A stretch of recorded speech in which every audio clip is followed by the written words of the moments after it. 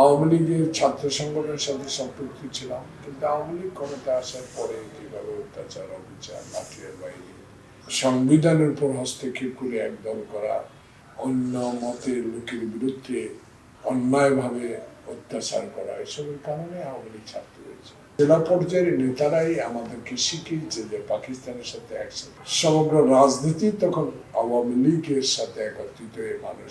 সে সময় রাজনীতিটা কেমন ছিল, আর এখন যে আপনি দেখছেন আপনার সংগঠন বা বিভিন্ন ছাত্ররা যদি কেমন দেখতে পাচ্ছেন? দেখুন, জন্ম তো 50 সালে, এখন তো বয়স প্রায় 74 বছর হয়ে গেছে।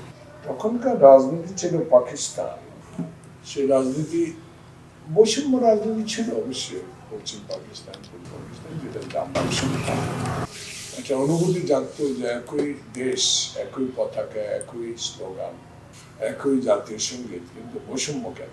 এতে আরো আগ্রহ বেড়ে গেল তখনকার রাজনীতিতে। শোষণের বিরুদ্ধে বিশেষ করে মাওলানা ভাসানীর কথাগুলো ভালো লাগতো, শুনতাম। তখন একটা ছাত্র সংগঠনের সাথে জড়িত ছিলাম, আমাদের নেতারাও বক্তব্য রাখতেন। সে কারণে তখনকার রাজনীতি বন্দুক ছিল না, পিস্তল ছিল না, বোমা ছিল না, কিন্তু এখনকার রাজনীতি তো টাকা, তখন টাকার খেলাও ছিল। অস্ত্র তো আছেই, কিন্তু তখন টাকা, অস্ত্র, এইসব কোনো বিষয়ে আমার চোখে খুব একটা পড়েনি।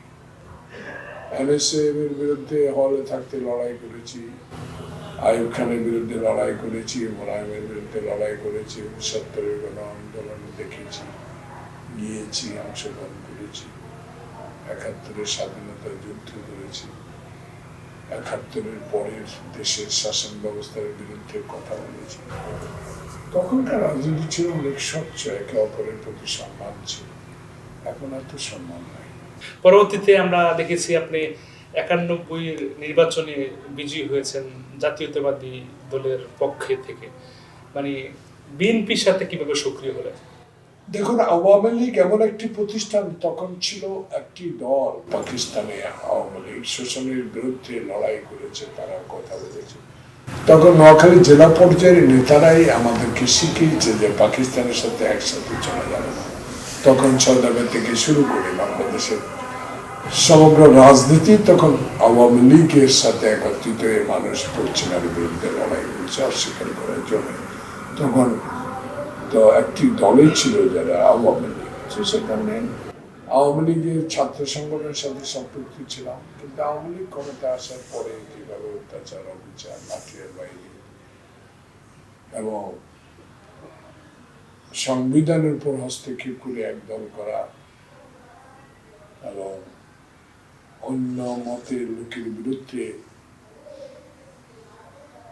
অন্যায়ভাবে অত্যাচার করা, এসবের কারণে আওয়ামী লীগ ছাত্র হয়েছে একজন স্বাধীনতার যোদ্ধা হিসাবে।